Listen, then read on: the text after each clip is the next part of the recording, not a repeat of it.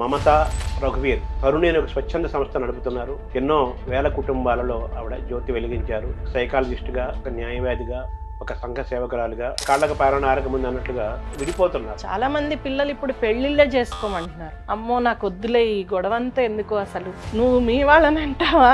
ఈ ఆహము, గొడవలు, కోపాలు అక్కడే మొదలైపోతున్నాయి. గొడవ వచ్చినప్పుడు నువ్వు ఇలాంటి దానివి, నీకు ఆల్రెడీ ఆ ఫ్రెండ్స్ ఉన్నారు అనేది తీస్తాడు. మ్యారేజ్ అనేది చాలా వ్యాపారంగా మారింది. ఒక 10 రోజులు అత్తగారింటికి వెళ్ళి వచ్చేసి ఇంకా కాదు వాళ్ళతోటి మాకు ఏమైనా సరే ఆ కట్నాలు ఇచ్చుకున్న డబ్బులు అవన్నీ ఇప్పియండి అంటారు. అబద్ధంతో మొదలైంది, అనుమానంతో ఎండ్ అవుతుంది. ఈ 7 అడుగుల బంధానికి ఆ 7 ప్రధానంగా ఏంటి మేడం? శృంగారపరంగా వాళ్ళకి అవగాహన లేకపోవడం, దాని వలన బంధం ఎలా డెవలప్ అవుతుంది. ఇప్పుడు 11 ఏళ్ల పిల్లలే వాళ్ళు నేర్చుకునేదంతా నేర్చుకుంటున్నారు. మార్పు వస్తుందని చేసుకున్నా. తాగని వాళ్ళు ఎవరు? తాగుతాడులే కానీ పెళ్ళయ్యాక మారుతాడు, కానీ తాగి వచ్చి కొడతాడని ఈయనకి అప్పుడు తెలీదు. ఇప్పుడు 65% కేసులు ఇవే. 10 ఏళ్ళు, 15 ఏళ్ళు, 20 ఏళ్ళు సంసారం చేశాక మాకు వద్దనుకుని బయటకు వస్తున్నారు. పిల్లల గురించి కూడా ఆలోచించట్లేదు. అందరూ ఉన్న అనాథలండి ఈ రోజుల్లో పిల్లలు.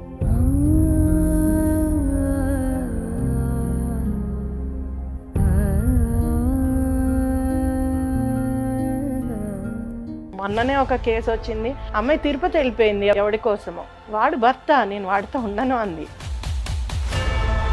తల్లిదండ్రుల పాత్రను ఎలా చూడాలండి మొత్తం ఈ వ్యవస్థ? మ్యారేజ్ చేస్తే బ్యూరోస్ వచ్చేసాయి, 3rd మ్యారేజ్ చేస్తే బ్యూరోస్ వచ్చేసాయి. ఏవైనా కానీ ఆ మ్యారేజ్ బ్యూరోలో అన్ని తప్పులే ఉంటాయి, అబద్ధాలే ఉంటాయి. ప్రేమ పెళ్లిళ్ళు కూడా ఉంటున్నాయి కదా, అరేంజ్డ్ మ్యారేజ్ లో కూడా. ప్రేమ పెళ్లిళ్ళు కూడా చాలా పెద్ద మనసుతోటి చాలా వరకు తల్లిదండ్రులు ఒప్పుకుంటున్నారు. ఒప్పుకోకపోయినా వీళ్ళు చేసుకుంటున్నారు. రాబోయే సమాజం చాలా ఘోరంగా ఉండకపోతుంది.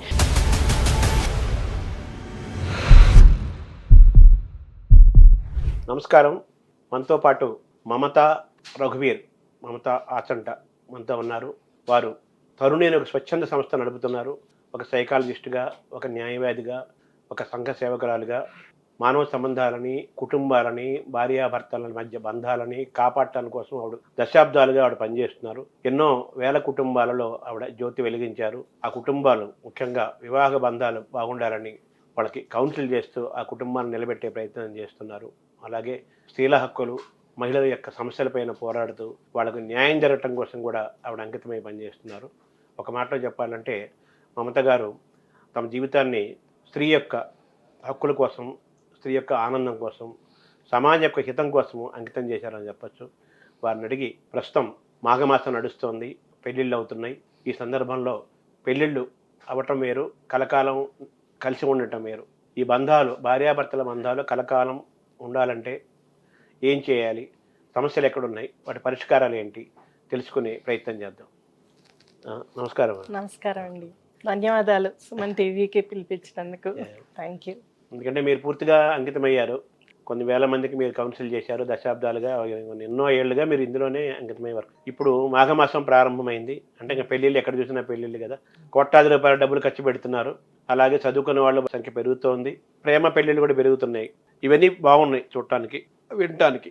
పెళ్ళైన అన్ని రోజులు కూడా కాళ్ళకు పాలన ముందు అన్నట్లుగా తొందరగానే విడిపోతున్నారు. దీన్ని ఎలా చూస్తున్నారు? ఈ కలకాలం భార్యాభర్తల బంధాలు బాగుండాలంటే ఈ తరం వాళ్ళకి మీరు ఏం చెప్పబోతున్నారు? మొదటిగా అండి, వివాహం అనేది ఒక పెద్ద వ్యవస్థ. మనం అందరము ముఖ్యంగా భారతీయ సంస్కృతిలో వివాహానికి చాలా ప్రాధాన్యత ఉంది. మిగతా దేశాల్లో కన్నా భారతదేశంలో వివాహం అనే వ్యవస్థ చాలా వేళ్ళు ఉనికిపోయి చాలా రోజులు కలిసి ఉండే జంటలు ఉన్నాయి. దాదాపు 60 ఏళ్ళు 70 ఏళ్ళు కూడా కలిసి ఉండగలిగే జంటలు, అంటే మోస్ట్ సక్సెస్ఫుల్ మ్యారేజెస్ ఉన్నది ఇండియాలోనే. జీవితాంతం కలిసి ఉండే దంపతులు ఉన్నారు. ఒకళ్ళకొకళ్ళు త్యాగాలు చేసుకుంటూ ఒకళ్ళ కోసం జీవించేవాళ్ళు. అలాగే మనకి ఏ మతమైనా అండి, ప్రతి మతంలోనూ వివాహం గురించి మాట్లాడారు. స్త్రీ పురుషుల్ని కలిపే సేక్రెడ్ యూనియన్ అని మనకి హిందూ మతంలో చెప్తే, అలానే బైబిల్లో ఇద్దరు ఒకే శరీరం ఒకే సోల్ అనేది చెప్పారు. అలాగే ఖురాన్లో చూసుకుంటే చాలా అంటే ప్రొక్రియేషన్కి ఇది న్యాచురల్గా వివాహం అనేది కంపల్సరీ అనేది చెప్పారు. అంటే నెక్స్ట్ జనరేషన్ కోసం ఉండాలి అనేది. సో ఏదైనా కానీ వివాహానికి చాలా ఇంపార్టెన్స్ ఇచ్చారు. అలానే భార్యాభర్తలు ఎలాగా ఉండాలో అనేది కూడా చాలా గ్రంథాలలో మనకి చెప్పడం జరిగింది. మనం కూడా అనేక పురాణాలు రామాయణం కానీ హిందువులో చూసుకుంటే వీటన్నిటిలో కూడా ఇలా ఆదర్శ దాంపత్యం ఎలా ఉండాలో చూపిస్తూ వచ్చారు. రాముడు సీత అనో ఇంకోటనో, అంటే పెద్దలు ఒక ఉదాహరణలుగా ఉండడానికి కూడా ఇంట్లో ఉన్న పెద్దలు కూడా ప్రవర్తించేవాళ్ళు అలాగే. ఇప్పటి కాలం మారుతూ వస్తుంది. అప్పటికన్నా ఇప్పుడు స్త్రీలు ముందుకొచ్చి చదువుకుంటున్నారు, ఉద్యోగాలు చేస్తున్నారు, ఫైనాన్షియల్గా వాళ్ళు సెల్ఫ్ రిలయంట్ అవుతున్నారు, స్వేచ్ఛ వస్తుంది. అదే కాకుండా భావజాలం మారింది. భర్త అంటే ఏంటి, భార్య అంటే ఏంటి, జెండర్ రోల్స్లో కానీ వీటన్నిటిలో కూడా భావజాలం మారింది. ఈ మార్పు వలన కొంత మనము ఇప్పుడు చూస్తున్న డైవర్సెస్ ఇంక్రీజ్ అవడానికి కూడా కారణం. అది కూడా ఒక మొదటి కారణం అని చెప్పచ్చు. తర్వాత వివాహం అనేది పూర్వం 16 రోజుల పండగ చేసుకున్నా, 5 రోజుల పండగ చేసుకున్నా ప్రతి దానికి ఎందుకు చేస్తున్నారు అనేది చాలా క్లియర్గా చెప్తూ పిల్లల్ని ఇద్దరిని కలిపే ప్రయత్నం. ఎందుకు పిల్లలు అంటున్నా అంటే ఆ రోజుల్లో బాల్య వివాహాలే ఎక్కువ. దానివలన వాళ్ళని ఎలా కలిపే ప్రయత్నం చేయాలో పెద్దలు అందరూ కూర్చొని చేసేవాళ్ళు. తర్వాత కూడా సమిష్టి కుటుంబాలు ఉండేవి కాబట్టి ఇంట్లో పెద్దలు వాళ్ళు బాధ్యత తీసుకుని వీళ్ళు ఈ దంపతులు సరిగ్గా ఉంటున్నారా లేదా అనేది చెక్ చేసేవాళ్ళు. వాళ్ళు ఏదైనా దారి తప్పుతున్నా వెంటనే వాళ్ళని సరిదిద్దేవాళ్ళు.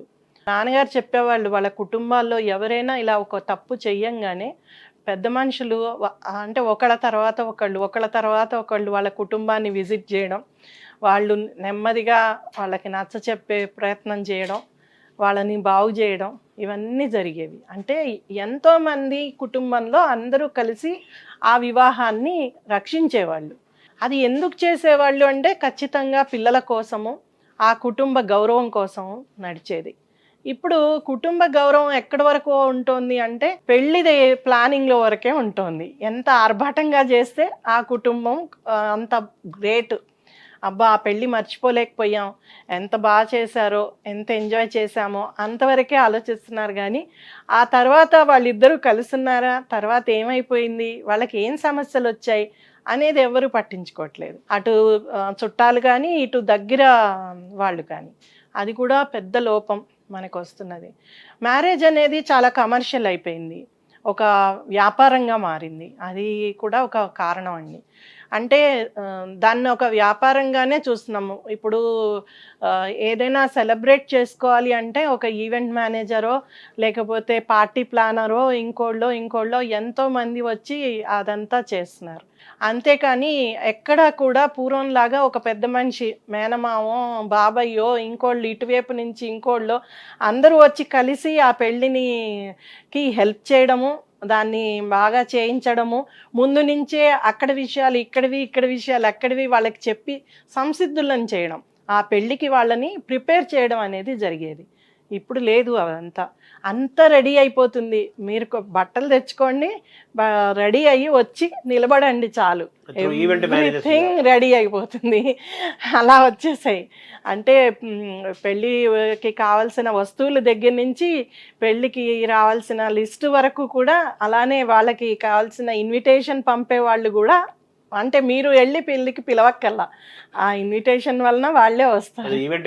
అంతా ఈవెంట్ మేనేజ్మెంట్.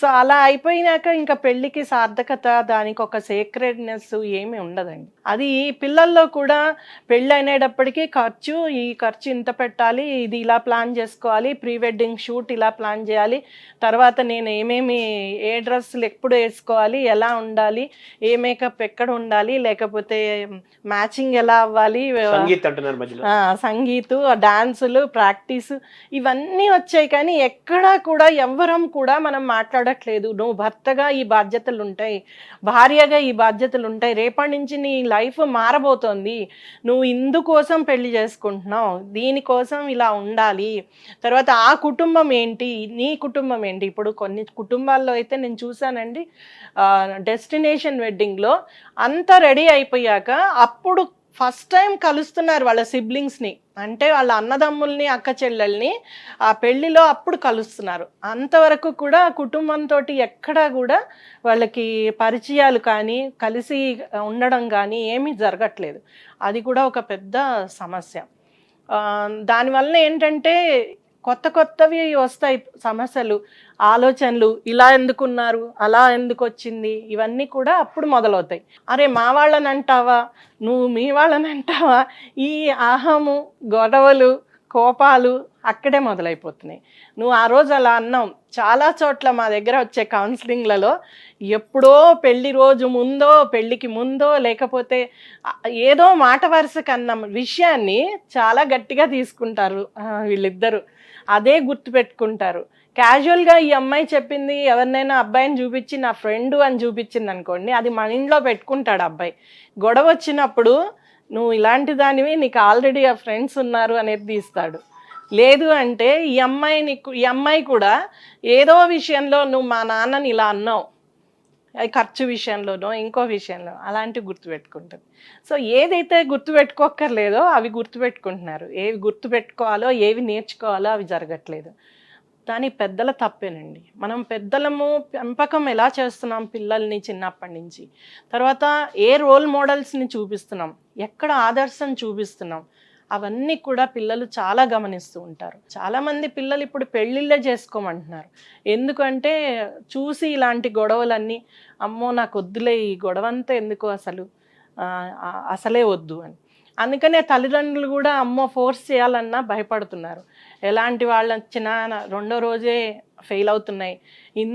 ఎన్ని చూసి తెచ్చినా, అంటే వీళ్ళు వెనక ఏం చూస్తారు, సెల్ఫ్ అంటే సస్టైనబిలిటీ ఉందా, వాళ్ళకి డబ్బు ఉందా, సరిగ్గా ఆదుకోగలరా, అంటే వాళ్ళ ఫైనాన్షియల్ స్టేటస్, అవే చూస్తున్నారు, సోషల్ స్టేటస్, ఆ రెండే చూస్తున్నారు. ఎక్కడ కూడా ఎంపతి ఎంత ఉంది, ప్రేమగా ఉంటాడా, లేకపోతే అమ్మాయి ప్రేమగా ఉంటుందా, ఇద్దరు ఒకళ్ళకొకళ్ళు సూటబుల్ అవుతారా, ఇలాంటివి చూడట్లే. వీళ్ళు మాట్లాడినా కలిసినా కూడా ఎంతసేపు మ్యారేజ్ ప్రిపరేషను ఇవే మాట్లాడుకుంటున్నారు, కానీ డేటింగ్లలో తర్వాత కలిసినప్పుడు ఎప్పుడు కూడా అసలు ఎలా ఉందాం మనము ఆ ప్లానింగ్ మాట్లాడుకోవట్లేదు. మున్నా కూడా మనం ఇద్దరమే ఉందాం, ఎవ్వరి బాధ మాకొద్దు, ఎవరి బాధ్యత మాకొద్దు. తల్లిదండ్రులు కూడా అలానే తయారవుతున్నాం.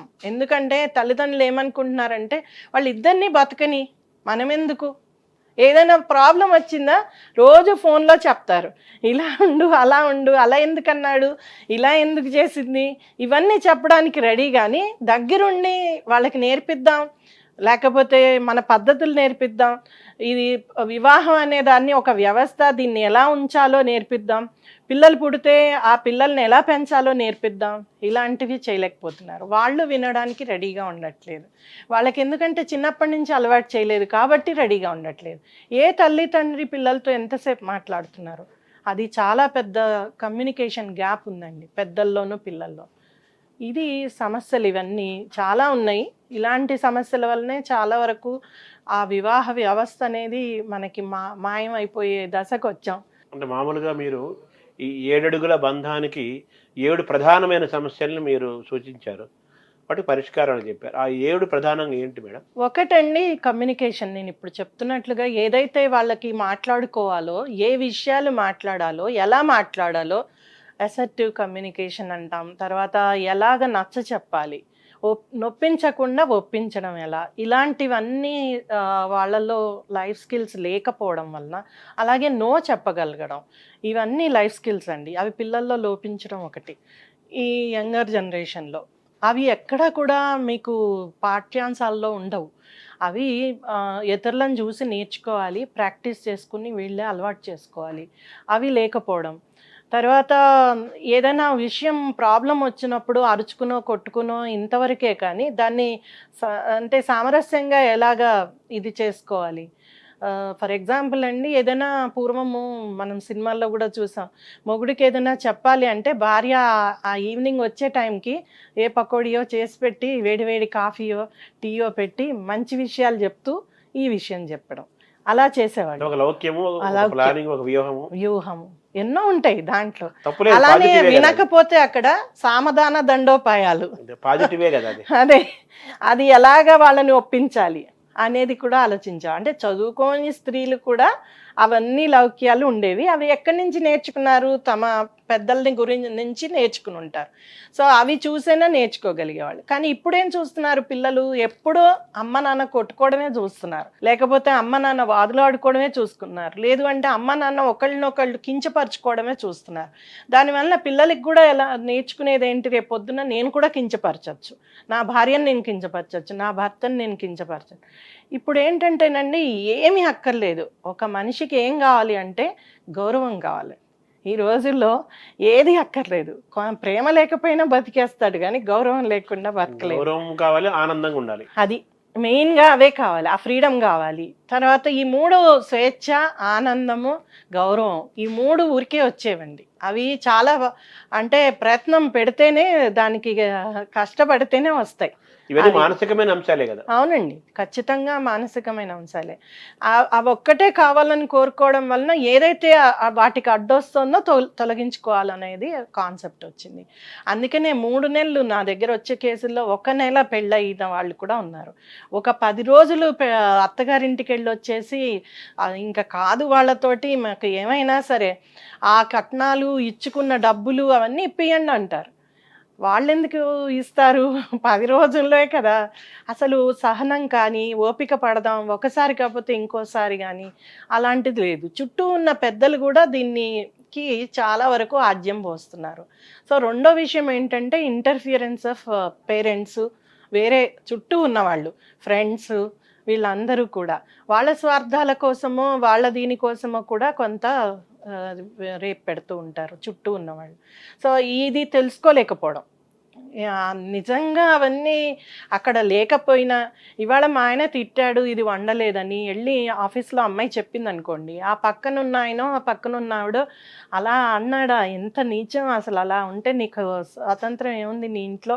ఆయన ఒక పూట చేయాలి, నువ్వు ఒక పూట చేయాలి, లేదు ఇలా ఏదో ఒక మాటతోటి ఉచిత సలహాలు ఇచ్చి దాన్ని పాడు తల్లిదండ్రులు చెప్పాలి కదా. తర్వాత అండి మోసంతోనే స్టార్ట్ అవుతుంది. పెళ్లి చేసుకునే ముందే మోసాలు.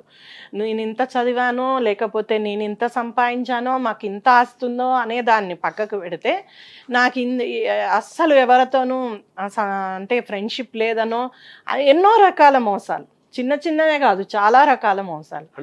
ఒక ఆయన పూర్వం ఉండేదండి అబద్ధాలు ఆడి పెళ్లి చేయడం, కానీ ఇప్పుడు ఏంటంటే అబద్ధాలు చాలా ఈజీగా తెలుసుకోవచ్చు. అది అబద్ధమా నిజమా అనేది తొందరలోనే తెలుసుకోవచ్చు. దానికి చాలా రకాలు వచ్చేసాయి. ఈవెన్ ఏంటి ఎవరినైనా నిఘాకి పెట్టడమో అవి కూడా వచ్చేసాయి. తర్వాత టెక్నాలజీ వచ్చింది, ట్యాపింగ్ టెక్నాలజీ చాలా వచ్చింది. ఎక్కడికి వెళ్ళి వస్తున్నారు, ఏం చేస్తున్నారు అనేది ఒక ఇది పెడితే తెలిసిపోతుంది. ప్రతి దాంట్లో, ఫోన్లో, అన్నిట్లో కూడా ఈజీగా ట్యాప్ చేసుకోవచ్చు, తెలుసుకోవచ్చు. అందరూ నేర పరిశోధనలు చేసేటట్లు అందరూ కూడా చేయగలుగుతున్నారు, డిటెక్టివ్స్ అయిపోతున్నారు. ప్రైవేట్ డిటెక్టివ్స్ని కూడా పెట్టుకుంటున్నారు కనుక్కోవడానికి. అంటే ఇవన్నీ అంటే కలిసి కలవడానికి కాదు, విడిపోవడానికి. నిజంగా కూడా అది అనుమానం. మూడవది చాలా పెద్ద ప్రాబ్లం అనుమానం అండి. అబద్ధంతో మొదలైంది, అనుమానంతో ఎండ్ అవుతుంది. సో ఆ అబద్ధంతో స్టార్ట్ అయ్యాయి కాబట్టి వీళ్ళకి ఇంకా ఎప్పుడు నమ్మకము, ఒక ట్రస్ట్. అంటే ఒకసారి అబద్ధం చెప్పినా దాన్ని క్షమించేసి నెక్స్ట్ టైం చెప్పకుండా ఉండగలిగే అంత పెద్ద మనస్సు, లేకపోతే అంత వ్యక్తిత్వము డెవలప్ కావట్లా. అది కూడా పెద్ద సమస్య పిల్లల్లో. అవన్నీ డెవలప్ కానియట్లే. మనం 24 గంటలు నువ్వు ఐఐటి చేసావా, మెడిసిన్ చేసావా, లేకపోతే యుఎస్ వెళ్ళావా, ఇంతవరకే తల్లిదండ్రులు చూస్తున్నారు. కానీ క్యారెక్టర్ ఎంతవరకు డెవలప్ చేయగలిగాం, వ్యక్తిత్వం ఎంతవరకు డెవలప్ చేయగలిగాం, ఎలాంటి వాటికి ఎలాంటి యాక్షన్ వస్తుంది, రియాక్షన్ వస్తుంది, ఇవన్నీ తల్లిదండ్రులు గమనించకపోవడం చాలా పెద్ద సమస్య. అది పైగా మా వాడులే, తప్పు లేదు అనే కప్పిపుచ్చుకునే ధోరణి కూడా ప్రాబ్లం. తర్వాత అండి ఇంకొకటి వివాహేతర సంబంధాలు అవి చాలా కామన్ అయిపోయాయి. అది తప్పు లేదు అనే స్థాయికి వచ్చేసారు. ఒకే పార్ట్నర్కి కమిట్ అయ్యక్కర్లేదు అనేది. అది రెండు వైపులా. పూర్వము ఓన్లీ మగవాళ్ళలో ఉండేది ఒక పద్ధతి ఉండేది, దానికి కూడా అంటే దాంట్లో కూడా ఒక నియమాలు ఉండేవి, నీతి ఉండేది. ఇప్పుడు అవన్నీ లేవు. ఎందుకు లేవు అంటే మనకు వచ్చిన టెక్నాలజీ, దాని ఆకర్షణలు, దాంట్లో చూపిస్తున్నవి. మూడోదండి శృంగారపరంగా వాళ్ళకి కరెక్ట్గా అనుభవాలు లేకపోవడం. అంటే అనుభవం కాదు, అక్కడ వాళ్ళకి అవగాహన లేకపోవడం. అసలు ఏంటిది, దాని వలన బంధం ఎలా డెవలప్ అవుతుంది ఒక పురుషుడికి స్త్రీకి అనేది అర్థం కాలే. సెక్స్ ఎడ్యుకేషన్ అంటారు. లేదండి, అది చాలా అవసరం. చిన్నప్పుడే మనము పిల్లలకి సెక్షువాలిటీ ఎడ్యుకేషన్ అంటాం, ఫ్యామిలీ లైఫ్ ఎడ్యుకేషన్ అంటాం. అవి చాలా అవసరం అండి. అవి చెప్పకపోవడం వలన కూడా మనకి ప్రాబ్లం. పాఠ్యాంశాల్లో పెట్టేసి ప్రభుత్వం చేతులు దులుపుకున్నారు. ఏ టీచరు అలాంటివి చెప్పలేని పరిస్థితి. ఎందుకంటే ఇప్పుడు 11 ఏళ్ల పిల్లలే ఆల్రెడీ సెక్షువల్ లైఫ్లోకి ఎంటర్ అవుతున్నారు. అంత యంగ్ పిల్లల్లో ఇంకా అసలు ఏంటిది అనేది తెలియదు. వాళ్ళు నేర్చుకునేదంతా వాళ్ళు చూస్తున్న రీల్సో లేకపోతే పార్నో చూసి నేర్చుకుంటున్నారు. అంటే అవగాహన వేరు, ఆకర్షణ వేరు కదా. అవునండి. ఆ పార్న్ అవన్నీ కరెక్ట్ కాదు, అవన్నీ కల్పిస్తారు. ఇప్పుడు సినిమా అనేది మనం కల్పితం అనేది తెలుసుకోవాలి అని చెప్తారు. అలాగనే ఇది కూడా కల్పితం అనేది వాళ్ళకి తెలియట్లా. దానివలన అదే కరెక్ట్, అలాగనే ఉండాలి అని అనుకుంటున్నారు. దాంట్లో కూడా చాలా రకాల రాంగ్ ఇన్ఫర్మేషన్ పెడుతున్నారు. ఆ రాంగ్ ఇన్ఫర్మేషన్ వలన ఇలా ఉంటే అమ్మాయికి ఇంత ఇది ఉంటుంది, ఇట్లాంటి చెత్త ఇన్ఫర్మేషన్ పెడుతున్నారు. దానివలన వీళ్ళకి అనుమానాలు పెరుగుతున్నాయి. ఆ అనుమానాల వలన సరిగ్గా దంపతులు ఇద్దరు దాన్ని అనుభవించడం కానీ దాని వలన బంధం ఏర్పడడం కానీ ఉండట్లేదు. పూర్వం అలాంటిది లేకపోయినా ఒక బాధ్యతగా, లేకపోతే తన బంధానికి కట్టుబడి ఉండాలన్న పిల్లల కోసమైనా బాధ్యతతో ఇద్దరు వ్యవహరించేవాళ్ళు. ఇప్పుడు లేదు, అదొక్కటే ఎంటర్టైన్మెంట్, అదొక్కటే మనకి కావాలి అని అనుకుని అది ఎక్కడ దొరుకుతుందా అని పరుగులెడుతున్నారు. యాక్చువల్లీ ప్రేమ లేని చోట శృంగారం లేనే లేదు, అది తెలుసుకోలేకపోతున్నారు. అందుకనే చాలా ఇన్స్టెంట్గా రిలేషన్షిప్స్ ఏర్పడుతున్నాయి, ఇన్స్టెంట్గానే కట్ అవుతున్నాయి. అది పెళ్లిలో కూడా వర్తిస్తుంది. సో అక్కడే మొదలవుతోంది ఒక అసంతృప్తి. ఆ అసంతృప్తిని అంటే కమ్యూనికేట్ చేయడం ద్వారా, మాట్లాడుకోవడం ద్వారా, సెట్ చేసుకోవడం ద్వారా, అలాగనే అవసరమైతే ఎక్స్పర్ట్స్ దగ్గరికి వెళ్ళడం ద్వారా మార్పు చేసుకోవచ్చు, బాగు చేసుకోవచ్చు. కానీ అంత సహనం చూపించట్లేదు దంపతులు. అది ఒక సమస్య. అలాగనే ఎక్స్పెక్టేషన్స్ అండి, చాలా ఇలా ఉండాలి, అలా ఉండాలి, ఇంత ప్యాకేజ్ ఉంది కాబట్టి ఇవన్నీ చేస్తాడు, నన్ను అన్ని ఊళ్ళు తిప్పుతాడు, లేకపోతే ఈ అమ్మాయికి ఇంత ఉంది కాబట్టి నేను ఇన్ని లోన్లు తీసుకోవచ్చు.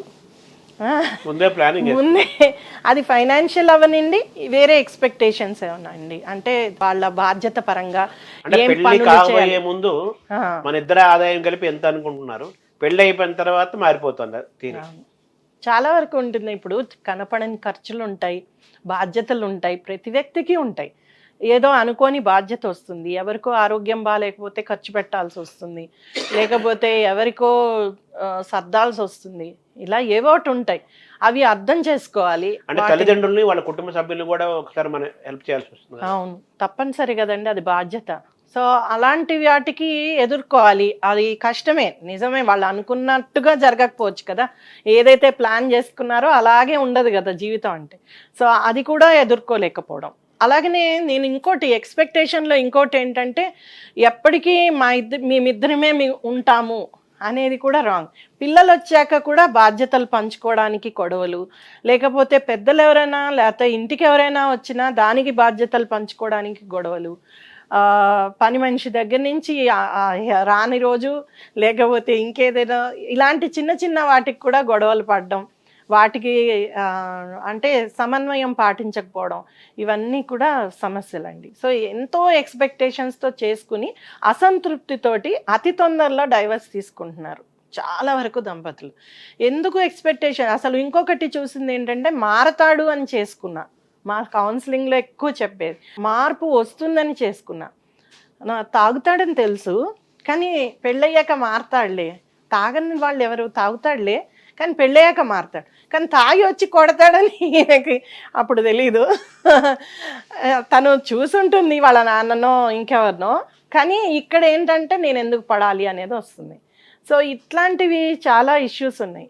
మనకి ఆడవాళ్ళు అంతకు ముందు వచ్చి కంప్లైంట్ చేసేవాళ్ళు కాదు, తర్వాత ఎక్కడ కూడా వేరే వాళ్ళ దగ్గరికి వెళ్ళేవాళ్ళు కాదు. మా కౌన్సిలింగ్లలో కూడా ప్రాబ్లం ఏంటంటేనండి, చాలామంది కౌన్సిలర్సే, అటు పెద్దలు, కుల పెద్దలు కానీ మత పెద్దలు కానీ వాళ్ళు కౌన్సిలర్సే, ఒక కుటుంబంలో పెద్దరికం ఉన్న వాళ్ళు కూడా కౌన్సిలరే. ప్రతి ఒక్కళ్ళు ఒక కౌన్సిలింగ్ అనే పదాన్ని బాగా వాడేస్తున్నారు. అటు పోలీసులు కానీ ఇటు ఇంకోళ్ళు కానీ అసలు ఎక్స్పర్ట్ కౌన్సిలింగ్ని తీసుకోవట్లేదు. సో ఒక కౌన్సిలర్ నుంచి ఇంకో కౌన్సిలర్కి జంప్ అవుతూ ఉంటారు. మళ్ళీ ఇంకో కౌన్సిలర్ ఆవిడ చెప్పింది నచ్చలే అంటే తమకి అనుకూలంగా మాట్లాడగలిగే వాళ్ళే వాళ్ళకి నచ్చుతారు. అంటే తప్పు నీదేమి లేదమ్మా, అంతా వాళ్ళదే అని చెప్పాలి. అదే అలా చెప్పగలిగే వాళ్ళని నచ్చుతారు. తర్వాత అలా చెప్పలేదంటే వెళ్ళి మేము కొట్లాడతాం, ఇప్పుడే వాడు అంతు తెలుస్తాం, లేకపోతే ఆ అమ్మాయి అంతు తెలుస్తాం అని అన్నప్పుడు వద్దొద్దు ఆగండి అన్న వాళ్ళు నచ్చరు. మళ్ళీ పద అని ఒక అడ్వకేటో ఇంకోళ్ళో పద 4 కేసులు వేద్దాం అనేవాళ్ళు నచ్చుతారు. తర్వాత మళ్ళీ రౌండ్ అబౌట్ వెనక్కే వస్తారు. ఏంటండి ఇలా కాలేదు, ఏమీ జరగలేదు, కోర్టులో కేసేసి 10 ఏళ్ళు అయింది, లేకపోతే 5 ఏళ్ళు అయింది, ఇంతవరకు ఏమీ జరగట్లేదు. సివిల్ కోర్ట్స్ అంటారు కదా వీటిని. అవునండి, మనకి ఫ్యామిలీ కోర్ట్స్ ఉన్నాయి, తర్వాత ఉమెన్ కోర్ట్స్ ఉన్నాయి. ఈ డొమెస్టిక్ వైలెన్స్ కానీ భార్యాభర్తల మధ్య వచ్చే ఇష్యూస్ అన్నిటి చూడడానికి ఈ కోర్ట్స్లోనే చూస్తారు. దానికోసం సఖీ సెంటర్స్ పెట్టారు మన ప్రభుత్వం, మొత్తం దేశం అంతా ఉన్నాయి సఖీ సెంటర్స్. పరిష్కారాలే రావట్లేదు, సమస్యలు పెరుగుతున్నాయి. అదేనండి, పరిష్కారం ఎక్కడో ఉండదు, సమస్య ఎక్కడుందో అక్కడే పరిష్కారం ఉంటుంది. డెఫినెట్ గా ఇప్పుడు 4 గోడల మధ్య ఒక భార్యాభర్త మధ్య జరిగేవి వాళ్ళిద్దరికీ తెలుసు. ఎంత చెప్పినా కౌన్సిలర్కి నిజం చెప్పరు, ఏవో కొన్నైనా దాస్తారు. ఏది అనుకూలమో అదే చెప్తారు, ఏది అనుకూలం కాదో లేకపోతే వాళ్ళు చేసిన తప్పులు ఏమున్నాయో వాళ్ళకి తెలుసు, కానీ అవి చెప్పరు. అండ్ ఏవైతే ఆకర్షణలు ఉన్నాయో లేకపోతే వదిలేసి ప్రశాంతంగా ఉందాం బతుకుదాం అనుకునే వాళ్ళు ఎలా అయినా తగ్గొట్టడానికే చెప్తారు. అంటే ఏదైనా ఎక్స్ట్రీమ్ లెవెల్స్ లో ఉంటే బోత్ సైడ్స్ అప్పుడు ఏంటంటేనండి, బాగా వాళ్ళు అన్ని ప్రయత్నాలు చేశాక కౌన్సిలర్ల దగ్గరికి వచ్చేవాళ్ళు. ఇప్పుడు అలా కాదు, కౌన్సిలర్ దగ్గర తొందరగానే వస్తారు కానీ ప్రయత్నం చేయడానికి ఎక్కడో ఇంట్రెస్ట్ చూపించరు. ఇప్పుడు మాకు సిడిడబ్ల్యూస్ ఉన్నాయి సిటీలో, 28 సెంటర్స్ ఉన్నాయండి. ఓన్లీ 3 కమిషనరేట్లలోనే, రాచకొండ, సైబరాబాద్, హైదరాబాద్కి. ఇన్ని సెంటర్లలో కొన్ని వేల కేసులు ఎవ్రీ ఇయర్ చూస్తున్నారు. ఆ ప్రతి కేసులోనూ ప్రొఫెషనల్ కౌన్సిలరే వాళ్ళకి కౌన్సిలింగ్ ఇస్తున్నారు, మళ్ళీ దాని తర్వాత ఫాలో అప్ చేస్తున్నారు. పోలీస్ స్టేషన్ నుంచే మీరు బేసిక్ గా వాళ్ళని కలపడానికి, అవునండి, మీరు హ్యాపీగా ఉండని చెప్తారు ఫస్ట్. అవునండి, మాక్సిమం ప్రయత్నం చేస్తారు. అవును, దానికి ఇప్పుడు ఏం చేశారంటే 498A వినుంటారు మీరు, చట్టం ప్రకారం ఇప్పుడు మారింది దాని నెంబరు, కొత్త న్యాయ చట్టాలు వచ్చాక. బట్ 498A ప్రకారం ఇప్పుడు ఏంటంటే 3 కౌన్సిలింగ్స్ కంపల్సరీ, లేకపోతే అరెస్ట్ కానీ కేసు ఫైల్ చేయడం కానీ చేయడానికి లేదు పోలీస్కి కూడా, మిస్యూజ్ అవుతుందని. అందుకని ఈ కౌన్సిలర్స్ 3 సార్లైనా కౌన్సిలింగ్ చేస్తారు, తర్వాత ఫాలో అప్ చేస్తారు. పోలీస్ స్టేషన్ నుంచి ఫోన్ వెళ్తుంది, కలిసి ఉన్నారా, కొట్టుకుంటున్నారా, బాగానే ఉన్నారా అని కూడా అడుగుతున్నారు. ఇక అంత చేశాక కూడా కలవట్లేదు, గొడవలు అవుతూనే ఉన్నాయి, మార్పు లేదు. ఇప్పుడు ఒక అలవాటు ఉందండి, అతను తాగొచ్చి కొడతాడో లేకపోతే పని చేయడో సంపాదించడో, ఇవన్నీ కొన్ని అలవాట్లుగా మారాయి కొన్నేళ్ల బట్టి. అది ఒక కౌన్సిలింగ్లోనో ఒకసారి పోలీస్ స్టేషన్కి రావడం వలన మారదు. పూర్వం ఏం చేసేవాళ్ళు అంటే తీసుకెళ్ళి 2 తగిలించేవాళ్ళు, తగిలిస్తే మారేవాడు వెంటనే. ఇప్పుడు ఆ పరిస్థితి లేదు, మనం కొట్టడానికే లేదు. సో ఎంతసేపు కౌన్సిలింగే, ఎంతసేపు మాట్లాడడమే. ఆ మాట్లాడడం వల్ల అంత తొందరగా మనసు మార్చుకుని అలవాట్లు మార్చుకోగలిగే వాళ్ళు తక్కువ. నిన్ననే ఒక కేసు, ఆ అమ్మాయి ఏం వండట్లేదు, పిల్లలు 3 ఆడపిల్లలు, వాడేమో ఏం పని చేయడు, ఈ అమ్మాయి పని చేస్తున్నా ఆ జీతాన్ని తీసుకుంటాడు, తను పని చేసినా తాగొస్తాడు, కొడతాడు. సో రాత్రి అర్ధరాత్రి పారిపోయి వచ్చేసింది నా దగ్గరికి, 3 ఆడపిల్లలు. ఆ పిల్లల్ని కూడా వదిలేసి వచ్చింది, ఎందుకంటే కత్తి పట్టుకుని వాడు వెనకాల వచ్చాడు చంపేస్తానని. నిన్ను చంపి నేను జైలుకి వెళ్తాను, నాకేం ప్రాబ్లం లేదు అనే ఇదిలోనే వచ్చాడు. కౌన్సిలింగ్కి పంపించాం, సిడిడబ్ల్యూ కౌన్సిలింగ్కి వెళ్తే అక్కడ ఒకళ్ళ మీద ఒకళ్ళు కంప్లైంట్లు చెప్పుకున్నారు. నువ్వు ఈ అమ్మాయి వండి పెట్టదు, ఇంట్లో పని. ఆ అమ్మాయి రోజంతా 8 గంటలో 9 గంటలో డ్యూటీ చేసి రావాలి, ఇతను ఏ హెల్ప్ చేయడు. పైగా వచ్చాక కూడా వేడిగా అన్నం లేదనో కూర లేదనో అన్నీ ఇసిరేయడం, దాన్ని కొట్టడం ఇవన్నీ చేస్తాడు. అందుకనేసేసి ఆమె అంటే ఇష్టం లేదు అట్లా అలా ఉండడం, బతకడం. ఎన్నేళ్ళు బతకాలి ఇలాగా? పిల్లలు కూడా ఏంటంటే వాళ్ళు కూడా అమ్మతో ఉండాలో నాన్నతో ఉండాలో రోజు కొట్టుకునే వాళ్ళతో ఎలా ఉండాలో వాళ్ళు తెలియని పరిస్థితి. అందరికన్నా అన్యాయం అయిపోయేవాళ్ళు పిల్లలే కదండి ఇలాంటి. ఇప్పుడు వీళ్ళు కాస్త కౌన్సిలింగ్ తర్వాత కలిసిన్నారు. మళ్ళా 4 రోజులకోసారి ఫోన్ చేస్తున్నారు. అమ్మ మారాడమ్మా, ఇప్పుడు బాగున్నాడు, తాగి రాలేదు, కొట్టలేదు. ఎన్ని రోజులు ఉంటాడు అలా? ఎన్ని అంటే రోజులు మరి మీరు గుర్తించిన ప్రధానమైన 7 సమస్యల్లో మనం 7 అడ్రస్ చేసామా, ఇంకా ఉన్నాయా? ఉన్నాయండి.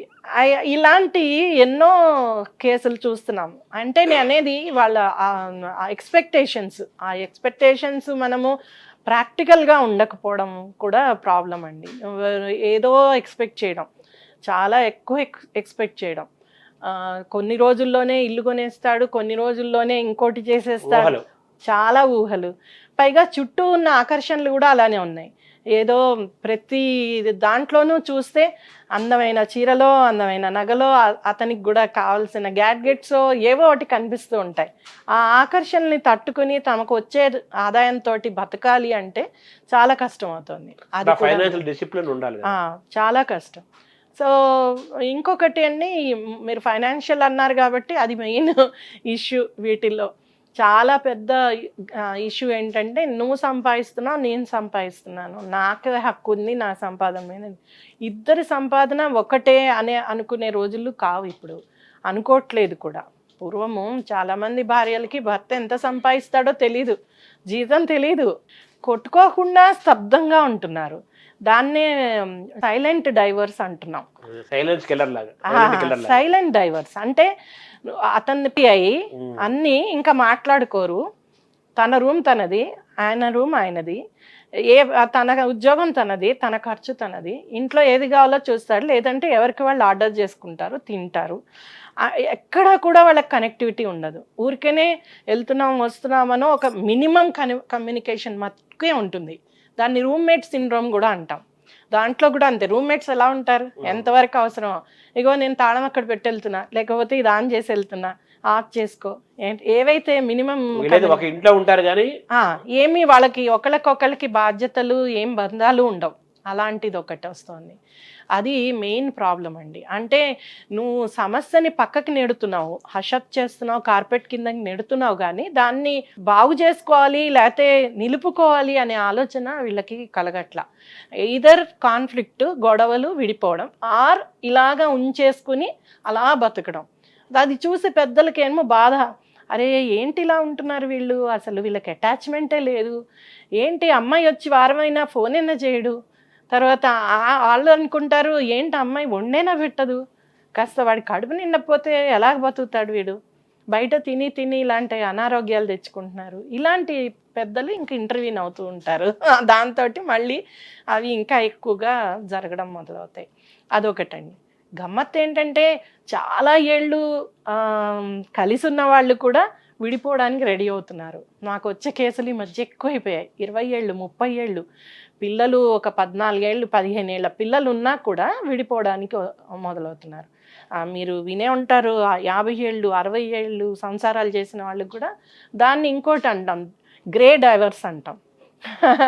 అంటే చాలా ఏళ్ళు కలిసి ఉన్నాక కూడా ఇంకా వాళ్ళకి ఒక రకమైన విసుగు అన్నమాట. ఆ విసుగుతోటి ఎప్పుడు ఇంతేనా లైఫ్, ఇంకా మార్చుకోవాలి జీవితాన్ని, చాలు ఇంకా నేను ఏదో ఇన్నాళ్ళు పిల్లలు పెరగడానికో లేకపోతే పిల్లలకి చదువులకి అవసరమో ఏదో దానికోసం నోరు మూసుకుని ఉన్నాం, ఇంకా అవసరం లేదు, ఉండాల్సిన అవసరం లేదు. ఓ 10 ఏళ్ళు 15 ఏళ్ళు అయ్యేటప్పటికి చాలా ఎక్కువ కేసులు ఇవే వస్తున్నాయండి. ఇప్పుడు 65% కేసులు ఇవే. 10 ఏళ్ళు 15 ఏళ్ళు 20 ఏళ్ళు సంసారం చేశాక మాకు వద్దనుకుని బయటకు వస్తున్నారు. కానీ దానివల్ల పిల్లల మీద చాలా ఎక్కువగా ఇంపాక్ట్ ఉంటుంది. ఆ పిల్లలు రేపొద్దున వాళ్ళు దంపతులు అయినప్పుడు, వాళ్ళు భార్యాభర్తలు అయినప్పుడు ఇవన్నీ కూడా దాని మీద ఇంపాక్ట్ అంటే వస్తుంది. ఈ బంధాలు శాశ్వతంగా ఏదైనా ఫీలింగ్ లోకి వెళ్ళిపోతాయి. డెఫినెట్గా వాళ్ళకు ఇన్సెక్యూర్ ఫీలింగ్, ఎవరిని నమ్మకపోవడము, తర్వాత ఏదైనా ప్రాబ్లం వచ్చినప్పుడు భయపడడము, దాన్ని ఎదుర్కోలేకపోవడము, ఇవన్నీ కూడా ఆ కుటుంబాల పిల్లలకే వల్నబిలిటీ పెరుగుతుంది. అంటే వాళ్ళ మీద అత్యాచారాలు, వాళ్ళని ఇబ్బందుల్లో పెట్టేవాళ్ళు, తర్వాత వాళ్ళు తొందరగా డ్రగ్స్కో ఇలాంటి వాటికి అడిక్ట్ అవ్వడము, లేకపోతే ఆ పిల్లలు ఎవరో ఇచ్చిన చిన్న ప్రేమకో ఆకర్షణకో లోన్ కావడం, పారిపోవడం, ఇలాంటివన్నీ కేసెస్ కాన్ఫ్లిక్ట్ ఉన్న ఫ్యామిలీస్ నుంచే పిల్లలకి జరుగుతాయి. తల్లిదండ్రుల యొక్క బాధ్యతలను కూడా చూడటం అనేది కూడా ఇంపార్టెంట్. అక్కడ కూడా ఈ సంబంధాలు దెబ్బతింటుంది. చాలా ఎక్కువ అండి. పూర్వం ఏంటంటే ఒకళ్ళు సాక్రిఫైస్ చేసి కెరీర్ సాక్రిఫైస్ చేసి పిల్లల్ని చూసుకోవాలి అనుకునేవాళ్ళు. ఇప్పుడేమో నువ్వెందుకు చేస్తావు, నేనెందుకు చేస్తాను, ఇద్దరం ఎవరికి వాళ్ళు నా కెరీర్ ఇంపార్టెంట్ అంటే నా కెరీర్ ఇంపార్టెంట్, ఒక కనడం వరకే అంతవరకే చూస్తున్నారు. తర్వాత చాలా రకాల ఇవి వచ్చాయి కదా, కేర్ సెంటర్లు వచ్చాయి. మీకు మీ మొబైల్లో కంటిన్యూస్గా మీ పాప కనిపిస్తూ ఉంటుంది, ఉందా లేదా, తిందా లేదా, ఏదో కనుక్కుంటే చాలు అక్కడికి వాళ్ళ బాధ్యత అయిపోతుంది. ఇంటికి వచ్చాక ఆ మాత్రం కూడా వాళ్ళకి సమయం ఇచ్చే ఓపిక ఇవి ఉండవు. సో ఇంకా ఇంటికి కూడా వర్క్ తెచ్చుకుంటున్నారు, ఇంకా ఎక్కువ పని చేస్తే ఎక్కువ డబ్బులు సంపాదించవచ్చు అని. దానివల్ల పిల్లలకి సమయం కేటాయించడం అనే దగ్గర చాలా సమస్యలు వస్తున్నాయి. దానివల్ల విడిపోయే దంపతులు కూడా ఎక్కువైపోయారు. అంటే నేను చూడను, నాకు సంబంధం లేదు. నేను చూశాను చాలామంది, అంటే పూర్వం ఆడవాళ్ళు సాక్రిఫైస్ చేసేవాళ్ళు ఈ విషయంలో, ఇప్పుడు చెయ్యట్లేదు. పిల్లల్ని వదిలేసి భర్త దగ్గర వెళ్ళిపోతున్న వాళ్ళు కూడా చూస్తున్నాం. అలాంటి వాళ్ళు కూడా ఉన్నారు. అంటే ఉద్యోగాలు చేసుకోవటం వల్ల టైం సరిపోదు. ఉద్యోగం అని కాదండి, ఆకర్షణల వలన. హౌస్ వైఫ్ అయినా ఆమె పిల్లల్ని చూడకుండా పిల్లల్ని వదిలేసి, నాకు మొన్ననే ఒక కేసు వచ్చింది, అమ్మాయి తిరుపతి వెళ్ళిపోయింది ఎవరి కోసమో, పిల్లల్ని వదిలేసి. పిల్లల్ని ఈయన చూస్తున్నాడు, ఇలా వెళ్ళిపోయిందని ఆయన కంప్లైంట్లు ఇచ్చి మిస్సింగ్ కంప్లైంట్, అమ్మాయిని పట్టుకొస్తే వాడు భర్త నేను వాడితో ఉండను అంది. మా రీహాబ్లో తీసుకొచ్చి పెట్టారు అమ్మాయిని. ఏమైనా సరే అమ్మాయికి ఎన్ని కళలో, మరి ఆ కళలన్నీ పండించుకోవాలి అనుకుంటుంది అమ్మాయి. ఇప్పుడు నా జీవితాన్ని నేను మళ్ళీ మొదలెట్టాలి, నాకు ఆ పిల్లలతో సంబంధం లేదంటుంది. అతను ఎన్నాళ్ళు చూస్తాడు, రేపొద్దున మళ్ళీ పెళ్లి చేసుకుంటాడు, ఆ పిల్లల సంగతి ఏమవుతుంది అప్పుడు? సో ఇలాగా అందరూ పిల్లల గురించి కూడా ఆలోచించట్లేదు. అందరూ ఉన్న అనాథలండి ఈ రోజుల్లో పిల్లలు. దంపతులు కొట్లాడుకునే దగ్గర అందరూ ఉన్న అనాథలు ఆ పిల్లలు. ఎవ్వరూ చూడరు వాళ్ళని, ఎవ్వరూ బాధ్యత తీసుకోరు. అటు తల్లిదండ్రులు కూడా బాధ్యత తీసుకునే అంత ఓపిక లేదు. ఇప్పటికి రిటైర్ అయిపోయాము, లేకపోతే బాధ్యతలు తీర్చుకున్నాం అనుకున్నాక చాలామంది ఇంక ఈ బాధ్యత మళ్ళీ ఎక్కడ మోస్తాం అని అనుకుంటారు. తర్వాత వీళ్ళు కూడా వాళ్ళకి అప్పచెప్పడం ఇష్టం లేదు, ఎందుకంటే వాళ్ళ పెంపకం వేరుగా ఉంటుంది, వాళ్ళ పద్ధతులు వేరుగా ఉంటాయి, అవి నచ్చవు. సో ఇవన్నీ కూడా సమస్యలే. మేము ముఖ్యంగా ఎన్ఆర్ఐ పెళ్ళిళ్ళలో ఇవి చూస్తూ ఉంటాం. చాలా వరకు పిల్లల్ని అక్కడ కంటారు, గొడవలు వస్తాయి, ఇక్కడికి వచ్చేస్తారు. మేము ఎన్ఆర్ఐ కేసులే ఎక్కువ చేస్తాం, ఎన్ఆర్ఐ సెల్ పెట్టాం ఇక్కడ ఉమెన్ సేఫ్టీ వింగ్లో. ప్రాబ్లం ఏంటంటే నేను 7-8 కంట్రీస్లో వర్క్ చేస్తున్నాను ఈ కేసుల మీద. ఈవినింగ్ అయితే ఇవే కాల్స్ నాకు. మెయిన్ ప్రాబ్లం ఏంటంటే ఇదే, బాధ్యత ఎవరు తీసుకోవాలి, పిల్లలు లేకపోతే ఎవరిదైనా బాధ్యత ఎలా తీసుకోవాలి. లేకపోతే ఈమె డిపెండెంట్ అయి ఉంటుంది, ఆ డిపెండెన్సీ ఉంది కాబట్టి వాడు ఇష్టం వచ్చినట్టు బిహేవ్ చేస్తాడు, వదిలేస్తాడు. ఆ పిల్లలేమో సిటిజన్స్ ఆఫ్ యుఎస్ ఏదో కంట్రీ వాళ్ళు అయి ఉంటారు. వాళ్ళని ఇక్కడ తీసుకొచ్చాక వాళ్ళకి ఏమీ ఉండవు, ఇక్కడ ఆధార్ కార్డులో వీళ్ళు చదివించడానికో ఏమీ సౌకర్యాలు వాడు ఏమీ ఇవ్వడు. ఇలా చాలా వేల కేసులు ఉన్నాయండి. అందుకని ఈ మధ్య అక్కడ వెళ్ళి పిల్లల్ని కన్నాని వీల్లేదని చెప్తున్నారు కదా, అదే నయమేమో పిల్లల పరిస్థితి చూస్తే. ఎటు పిల్లలు కూడా ఏంటంటే కొద్దిగా ఎదిగిన పిల్లలైతే మేము వెళ్ళి అక్కడే ఉంటాం, మాకు నువ్వు అక్కర్లేదు, అమ్మని కూడా అక్కర్లేదు, నువ్వు బాధలేదో నువ్వు పడు, నువ్వు కొట్లాడావు నువ్వు ఉండు, నేను నాన్నతోటి బాగానే ఉంటాం, మేము ఉంటాం అని వెళ్ళిపోయిన పిల్లలు కూడా చూసాం. వాళ్ళని తీసుకెళ్ళిపోతారు, వీరికి అన్యాయం, ఈ అమ్మాయికి అన్యాయమే, ఏమి ఇవ్వరు, లక్షలు కట్నాలు తీసుకున్నవి వాపస్ ఇయ్యరు.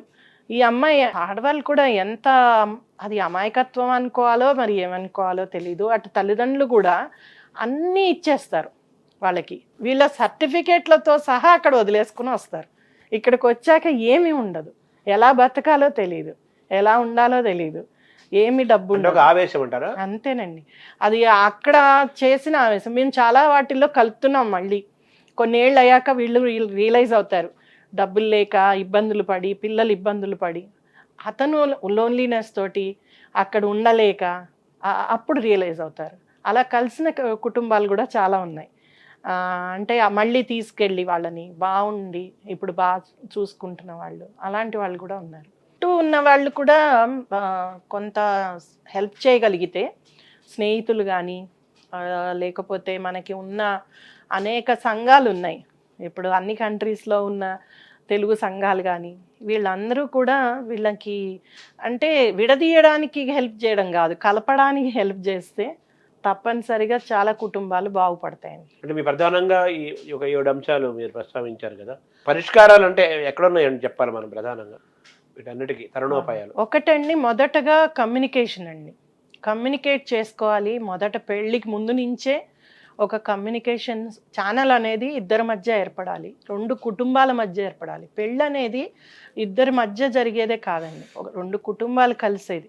కాబట్టి ఆ 2 కుటుంబాల అలవాట్లు, ఆ 2 కుటుంబాల యొక్క ప్రాధాన్యతలు ఏంటి, వాళ్ళకి ఉన్న అంటే వాళ్ళకు ఉన్న సంస్కృతి, ఇవన్నీ కూడా వీళ్ళు అర్థం చేసుకోవాలి.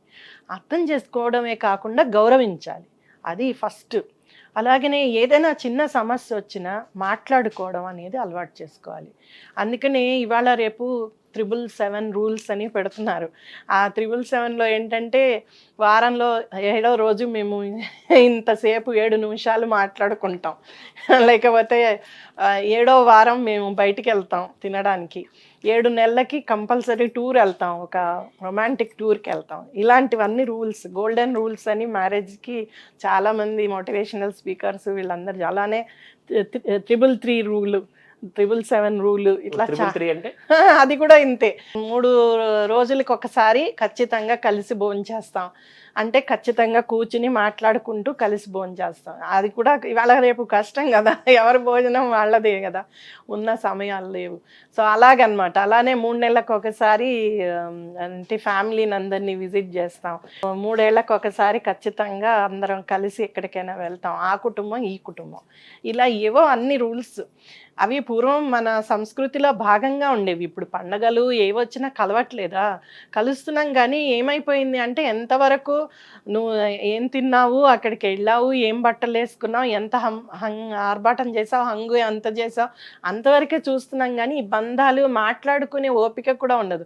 అక్కడ కూడా గమ్మత్తు ఏంటంటే ఆ ఫంక్షన్లలో కానీ ఎక్కడైనా కానీ పెద్ద మ్యూజిక్ ప్లే అవుతూ ఉంటుంది, లేకపోతే గేమ్స్, పార్టీ గేమ్స్ అని ఇంకోటి అని పెడతారు. అసలు మనసు లేదు, మాట్లాడుకోవడం లేదు, మాట వినపడదు. అక్కడ ఎవరైనా ఒకళ్ళు పలకరించుకో హాయ్ బాయ్ వరకే ఉంటుంది. సో దాని వలన కూడా ఎక్కడ మాట్లాడుకునే ఛాన్స్ దొరకట్లేదు, మానవ సంబంధాలు లేవు, కుటుంబ బంధాలు లేవు. ఒకటి కమ్యూనికేషన్ అండి, అందుకనే కమ్యూనికేట్ బాగా చేసుకోవాలి, అది చాలా ఇంపార్టెంట్. రెండోది ఏంటంటే వాళ్ళు అర్థం చేసుకోవాలి అని అంటే ఖచ్చితంగా ప్రీ మ్యారిటల్ కౌన్సిలింగ్ ఉండాలండి. పెళ్లికి ముందే కౌన్సిలింగ్. బాధ్యతలు ఏముంటాయి, ఫారిన్ కంట్రీస్లో కంపల్సరీ మ్యారేజ్ చేసుకుంటున్నారు అంటే రిజిస్టర్ చేసుకోగానే ఇన్ని సెషన్స్ అటెండ్ అవ్వాలి అని ఉంటుంది. దాంట్లో వాట్ ఈజ్ మ్యారేజ్, లేకపోతే what is sexual life, what is అంటే ఒక చైల్డ్ ఉంటే ఎలాంటి బాధ్యతలు ఉంటాయి, ఇంట్లో ఏమేం బాధ్యతలు ఉంటాయి, అవి ఎలా చెయ్యాలి, వాటిని ఆ బాధ్యతల్ని నేర్పించడం కూడా. సపోజ్ ఆవిడ వండుతోందంటే ఈయన టేబుల్ ఎలా సర్దాలో కూడా నేర్పిస్తారు. అలాగనే జెండర్ రోల్స్, జెండరు, తర్వాత చట్టాలు ఏమున్నాయి మనకి, మ్యారేజ్ పరంగా ఉన్న చట్టాలు ఏంటి, ఏం చెప్తున్నాయి చట్టాలు, అలాగనే సెక్స్ పరంగా, శృంగారం పరంగా ఎలా ఉండాలి, వాటి నిబంధనలు ఏంటి, వాటి గురించి, అలాగే కమ్యూనికేషను, ఇలాంటివన్నీ కూడా చెప్తారు ఆ ప్రీ మ్యారిటల్ కోర్స్ అండి.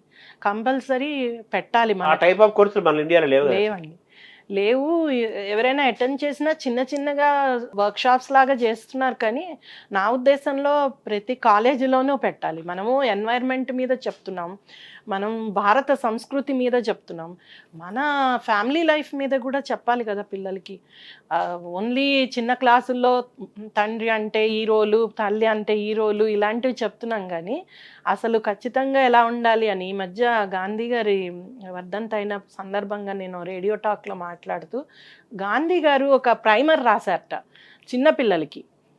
దాంట్లో ఇంటి పనులు ఎలా చెయ్యాలి అనేది ఒక రూల్, తల్లి చెప్తుందన్నమాట మగపిల్లాడికి ఆడపిల్లకి ఎలాగ ఇంటి పనులన్నీ చేసుకోవాలి, వంట ఎలా చేసుకోవాలి, శుభ్రత ఎలా ఉంచుకోవాలి, ఇలాంటివన్నీ ఆ ప్రైమరు చిన్న క్లాసుల వాళ్ళ నుంచే చెప్పేటట్లుగా ఆయన తయారు చేసి ఇచ్చారట. అంటే ఒక ప్రాక్టికల్ అప్రోచ్ తోటి కోర్సు డిజైన్ చేయాలి తప్పనిసరిగా. మేము బాలుర సంఘాలు పెట్టి బాలురకి ఇప్పుడు అలానే నేర్పిస్తూ ఉంటాం, వంటలు చేయడం, ఇల్లు ఊడవడం, తర్వాత తల్లిని ఎలా గౌరవించాలి, రేపు భార్యను ఎలా గౌరవించాలి, ఒక వ్యక్తిగా ఎలా చూడాలి ఒక స్త్రీని, ఇలాంటివన్నీ పిల్లలకి నేర్పిస్తూ ఉంటాం.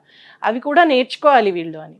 అలాగే తరుణి మిత్ర అని అవార్డ్స్ ఇస్తూ ఉంటాం. ఎవరైతే నిజంగా అన్కండిషనల్గా ఒక స్త్రీకి తన కుటుంబంలో సపోర్ట్ ఇచ్చారో, ఈసారి బ్రదర్స్కి ఇస్తున్నాం, లాస్ట్ ఇయర్ సన్స్కి ఇచ్చాం. ఆ కేటగిరీ ఇంపార్టెంట్. సో అలాంటివన్నీ కూడా నేర్పించడం, రోల్స్ నేర్పించడం. సో జెండర్ రోల్స్ ఎలా మారుతున్నాయి, వాటి ప్రకారంగా తప్పు లేదు చేయడం, ఏం పనులు ఒక అబ్బాయి చాలా బాగా చికెన్ వండుతాడు, పిల్లలు అడిగితే వండుతాడు, కానీ భార్యకు మటుకు చేసి పెట్టాడు రోజు. ఏదైనా కొద్దిగా హెల్ప్ చేయరు. అలాంటివి కూడా తప్పనిసరిగా నేర్పాలి. అవి నేర్పించడం చాలా అవసరం. వాటి మీద గొడవలు మొదలవుతాయి. అంటే చెయ్యలేక, పూర్వం అంత ఓపికలు లేక, ఇప్పుడున్న ఆరోగ్య పరిస్థితులు, తింటున్న తిండి, ఉన్న వాతావరణం, ఇవన్నీ కూడా ఉరుకులు పరుగులు అన్నీ ఇన్స్టెంట్ కావాలి, ప్రతిదీ ఇన్స్టెంట్ కావాలి. తల్లిదండ్రుల పాత్రను ఎలా చూడాలండి మొత్తం ఈ వ్యవస్థ? తర్వాత మూడో తప్పనిసరిగా తల్లిదండ్రుల పాత్ర అండి. దీంట్లో నాన్ ఇంటర్ఫియరెన్స్ తల్లిదండ్రులు కావాలి. వాళ్ళు నేర్పించాలి కానీ ఇంటర్ఫియర్ అవ్వకూడదు. మూడో వ్యక్తి ఎప్పుడొచ్చారో వాళ్ళిద్దరి మధ్య ఖచ్చితంగా ఆ మ్యారేజ్ నిలబడదండి. ఆ మూడో వ్యక్తి ఎవరైనా కావచ్చు. సో ముఖ్యంగా తల్లిదండ్రులది ఎక్కువ ఇంపార్టెన్స్ ఉంటుంది. ఒకసారి మ్యారేజ్ అవ్వగానే, కొంత టైం అవ్వగానే, ఏదైనా ప్రాబ్లం రాగానే ఆ అమ్మాయికి అబ్బాయికి తల్లిదండ్రులే గుర్తొస్తారు. ఎందుకంటే మా అమ్మ ఎప్పుడు ఇలా చూడలేదే అని అబ్బాయికి అనిపిస్తుంది, ఆమెకు కూడా మా నాన్న ఇలా ఎప్పుడు చేయలేదే అని ఆమెకు అనిపిస్తుంది. సో వాళ్ళు ఎప్పుడు రోల్ మోడల్స్ ఎవరిని చూశారు, తల్లి తండ్రినే చూశారు.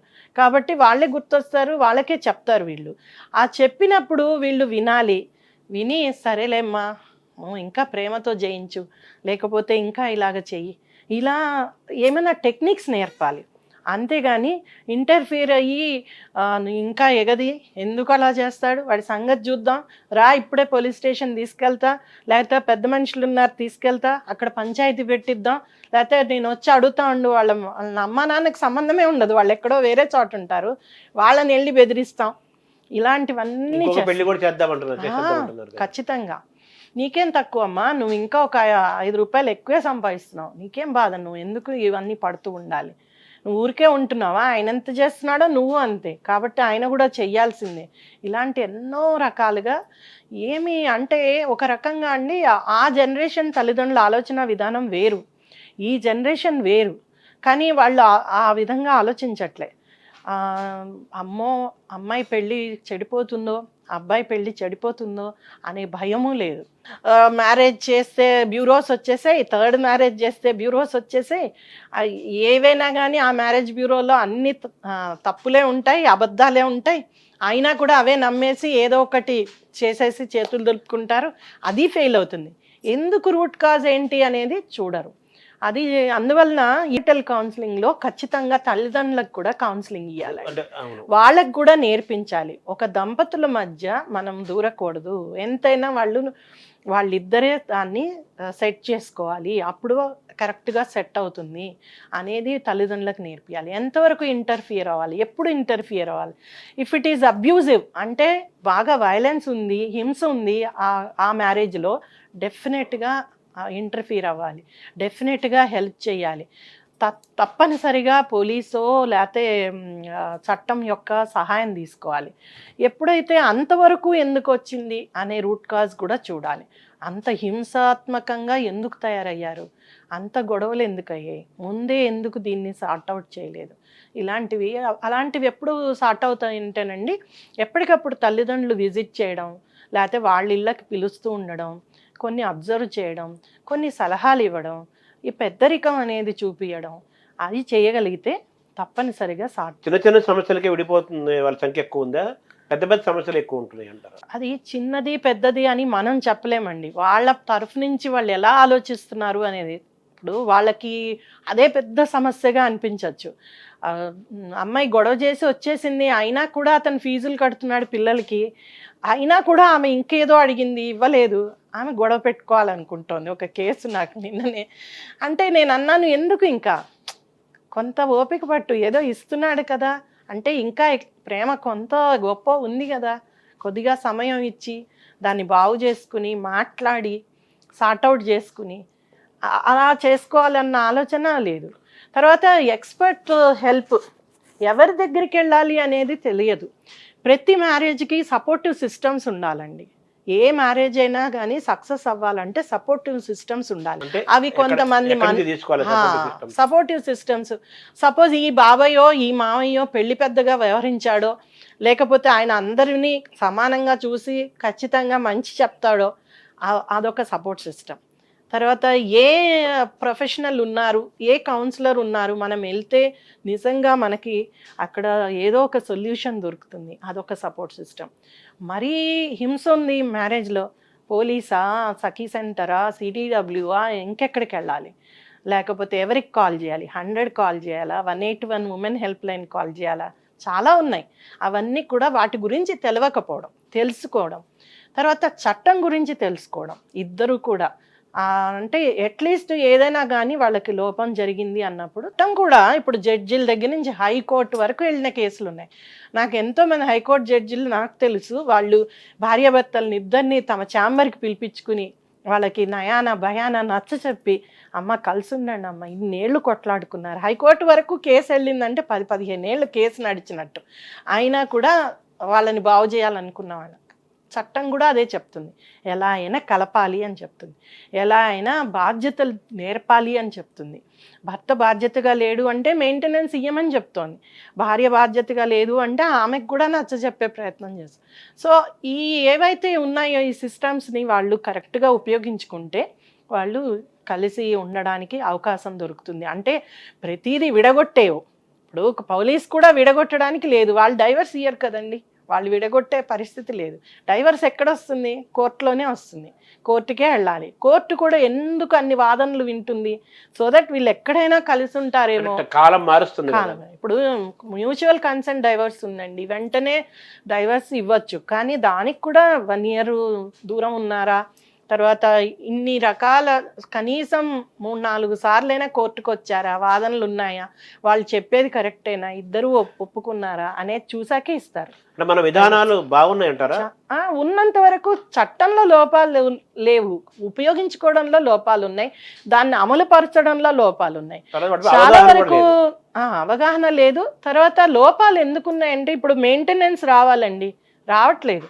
కోర్టు ఆర్డర్ ఇస్తుంది నెలకి 20,000 ఇయ్యి అని, ఇవ్వనంటాడు, నా ఉద్యోగమైనా మానేస్తాడు, నాకేం లేదని చూపిస్తాడు. చుట్టూ ఉన్న తల్లిదండ్రులు, అడ్వకేట్లు, మిగతా వాళ్ళు కూడా సపోర్ట్ చేస్తారు, ఇలా చెయ్యి అప్పుడు నువ్వేమి ఇవ్వక్కర్లేదు, దాని సంగతి తెలిసి వస్తుంది అంటారు. అంటే మనం ఒక చట్టం పెట్టాం మెయింటెనెన్స్ ఇవ్వాలి అని, ఎందుకు పెట్టాం, బాధ్యతారహితంగా ఉన్న భర్తలు ఎలా అయినా భార్య పట్ల పిల్లల పట్ల బాధ్యతగా అవుతారు అని పెట్టారు. అది కూడా ఒబే చేయని వాళ్ళు ఉన్నారు, దానికి ఏం చేయలేకపోతుంది కోర్టు కూడా. అంటే దాని మీద ఇంకో చట్టం తీసుకురావాలి, అందుకే మళ్ళీ వెళ్ళి వీళ్ళు 498A అది క్రిమినల్ చట్టం, అది పెట్టుకుంటే కనీసం కోర్టు ఎలా అయినా అరెస్ట్ అవుతాడేమో, కోర్టులో కూడా తొందరగా ఏదైనా శిక్ష పడుతుందేమో అని. ఇప్పటికీ కూడా శిక్షలు పడని ఉన్నాయి చాలా వరకు ఆ కేసులు. అంటే శిక్షలు వేయడానికి కూడా అవకాశం ఉండదు. హింస అనేది ఎలా చూపిస్తావు, దానికి వర్బల్ హింస అనుకోండి, లేకపోతే మానసికంగా హింస అనుకోండి, అవన్నీ చూపించడానికి ఆధారాలు లేవు. కోర్టు సాక్ష్యం ఆధారం మీదనే చూస్తుంది. మరి 4 గోడల మధ్య ఇద్దరు భార్యాభర్తల మధ్య జరిగే వాటికి ఆధారాలు సాక్ష్యాలు ఎంతవరకు తీసుకురాగలరు? మనస్సాక్షి అంతేనండి. అందుకనే వాళ్ళకే తెలుసు సమస్య ఎక్కడ మొదలైందో, వాళ్ళకే తెలుసు లోపాలు, వాళ్ళకే తెలుసు. అవి గుర్తించగలిగేటట్లు మనం వాళ్ళకి స్కిల్స్ ఇవ్వగలగాలి. అందుకే ప్రీమారిటల్ కౌన్సిలింగ్. తర్వాత చుట్టూ ఉన్న వాళ్ళు కూడా వాళ్ళకి నేర్పగలగాలి ఎలా కలిసి బతకొచ్చో, ఎన్ని సమస్యలు ఉన్నా కలిసి ఎలా బతకొచ్చో. తర్వాత పిల్లల కోసం ఖచ్చితంగా త్యాగం చెయ్యాలి అనేది నేర్పాలి. లేకపోతే మనం రేపొద్దున సమాజము ఇలాంటి పిల్లలతోటి, ఎక్కడైతే కాన్ఫ్లిక్ట్ నుంచి వచ్చిన కుటుంబాల నుంచి వచ్చిన పిల్లలు పర్వర్ట్స్గా తయారయ్యి మానసికంగా సమస్యలతోని చాలా, అంటే మనం సమాజము రేపు రాబోయే సమాజం చాలా ఘోరంగా ఉండకపోతుంది. సో అలాంటి వాళ్ళు తయారవడం కనిపిస్తుంది. అవునండి, ఇప్పుడే ఇలా చంపేసుకుంటున్నారు, ఇవన్నీ వాటికి డెఫినెట్గా వెనకాల రూట్ కాజ్ ఏదో ఉంటుంది, దాని కారణం ఏదో ఒకటి ఉంటుంది. ఎందుకంత ఏహ్యభావం, ఎందుకంత కోపం, ఎందుకంత ద్వేషం? సో కోపము, ద్వేషము, ఈ వీటి ఇవి కోపము, ద్వేషము, అహంకారము, అనుమానము, ఇవన్నీ ఎంత, ఎందుకు భార్య మీద అసూయపడడం ఏంటి, లేకపోతే భర్త మీద అసూయపడడం ఏంటి? అంటే భార్యాభర్త, అందుకనే మన పురాణాల్లో చెప్పినట్టు వాళ్ళిద్దరూ సగభాగం, ఇద్దరు ఒకటే. ఏదైనా బైబిల్ అయినా అది చెప్తాను, ఖురాన్ అయినా, ఇద్దరు ఒకటే, ఒకే సోల్ లాగా ముందే కనుక ఆ బంధం ఏర్పడగలిగితే పెళ్లి కాగానే, అందుకే కదా ఇన్ని రిచువల్స్ పెట్టారు. వాటన్నిట్లో వాళ్ళు కలుసుకుంటారు. ప్రేమ పెళ్లిళ్ళు కూడా ఉంటున్నాయి కదా, అరేంజ్డ్ మ్యారేజ్ లో కూడా. ప్రేమ పెళ్లిళ్ళు కూడా చాలా పెద్ద మనసుతోటి చాలా వరకు తల్లిదండ్రులు ఒప్పుకుంటున్నారు, ఒప్పుకోకపోయినా వీళ్ళు చేసుకుంటున్నారు. కానీ వాటిల్లోనూ ఇదే సమస్య, అవగాహన లోపము, అనుమానము, అహంకారము, ఇవి విడవందే. నువ్వు భార్యకో భర్తకో తన ఓన్ స్పేస్ ఇవ్వాలి, తనకి ఫ్రీడమ్ ఇవ్వాలి. ఎట్ ద సేమ్ టైం ఒకళ్ళంటే ఒకళ్ళు బాధ్యతగా ఉండాలి, ప్రేమగా ఉండాలి. ఉండగలిగితే కనుక ఖచ్చితంగా ఆ మ్యారేజ్ ఎన్నేళ్ళన్నా నిలబడుతుంది. ఈ కుటుంబ వ్యవస్థ అనేది మన భారతదేశం ఒక ప్రత్యేకత మిగతా ప్రదేశాలతో పోల్చుకుంటే.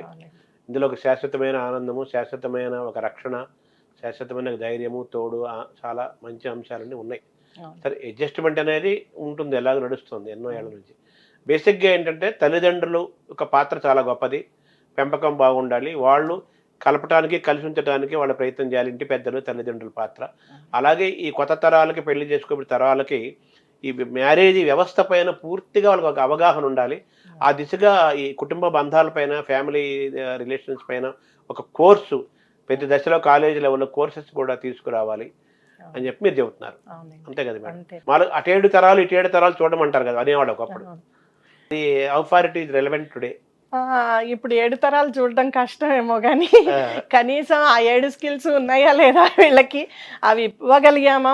7 స్కిల్స్ ఏంటి మేడం? 1 2 3 అదేనండి, communication, how to say no, తర్వాత కన్విన్సింగ్ మాట్లాడడము, నొప్పించకుండా ఒప్పించడము, శృంగారం గురించో ఆ మ్యారేజ్ గురించో అవగాహన, అంటే నాలెడ్జ్. సో ఇవన్నీ స్కిల్స్ వాళ్ళకి ఉండాల్సినవి. ఇంకా తర్వాత అటు కుటుంబం, ఇటు కుటుంబం గురించి విషయ పరిజ్ఞానం ఏముంది, వాళ్ళ సంస్కృతి ఏంటి, వాళ్ళ ఆచారాలు ఏంటి, వీటి గురించి ఉండాలి. అలాగనే ఒకళ్ళ అలవాట్లు, ఒకళ్ళ ఒపీనియన్స్ గౌరవించుకోవడం, ఒకళ్ళనొకళ్ళు అర్థం చేసుకోవడం, తర్వాత బాధ్యత తీసుకోవడం, అనుమానించకుండా ఎలాగ ఇంకొకళ్ళ మీద భరోసా ఉంచవచ్చు అనేది నేర్చుకోవడం. ఈ రోజుల్లో అది కూడా చాలా అవసరం. అంటే నమ్మకం అనేది పోయింది. వివాహ వ్యవస్థకి పునాది నమ్మకం, తర్వాత సెకండ్ది పిల్లర్ ఈజ్ అడ్జస్ట్మెంట్. ఈ 2 లేనప్పుడు ఏది నిలబడదు. ఆ 2 ఉండాలి. మానవీయ కోణం అనేది ఇంపార్టెంట్ కదా, హ్యూమన్ యాంగిల్ అనేది. అంతే కదండి. ప్రేమ, నువ్వు అర్థం చేసుకుంటున్నావు, వాళ్ళ కోసం త్యాగం చేస్తున్నావు అంటేనే మానవీయ కోణం. అది వ్యక్తిగా ఎవరికైనా ఉండాల్సిన గుణాలు, అవి మానవత్వం ఉండాల్సిన గుణాలు. ఆ మానవత్వం ఉంటేనే ఆమె అత్తగారిని చూస్తుంది, ఆయన ఈ అమ్మాయి గురించి ఆలోచిస్తారు. సో ఆ మానవత్వం పెంపొందించాలి పిల్లల్లో.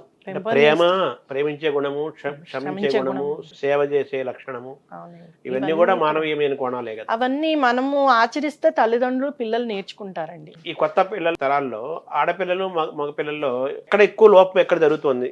ఇద్దరిలోనే ఉందండి, ఇద్దరిలోనూ సమానంగా ఉంది. పూర్వము ఆడవాళ్ళు ఎక్కువ అన్యాయం అయిపోతున్నారు అనే ఫీలింగ్ ఉండేది. ఇప్పుడు నేను అలా అనట్లేదు. సమానత్వం అన్నప్పుడు మనము జెండర్ ఈక్వాలిటీ మాట్లాడినప్పుడు 2 వైపులా ఆలోచించాలి. 2 వైపులా అన్యాయం అవుతున్న భర్తలు ఉన్నారు, అన్యాయం అవుతున్న భార్యలు ఉన్నారు. ఆ విధంగా అంటే ఏమి చేతగాకుండా అన్యాయం అయిపోయిన అబ్బాయిలు ఉన్నారు. ఒక అవగాహనతోటి అర్థం చేసుకొని కలిసిమెలిసి జీవించడమే తరుణోపాయం. అంతే కదా. Thank you madam. Thank you so much.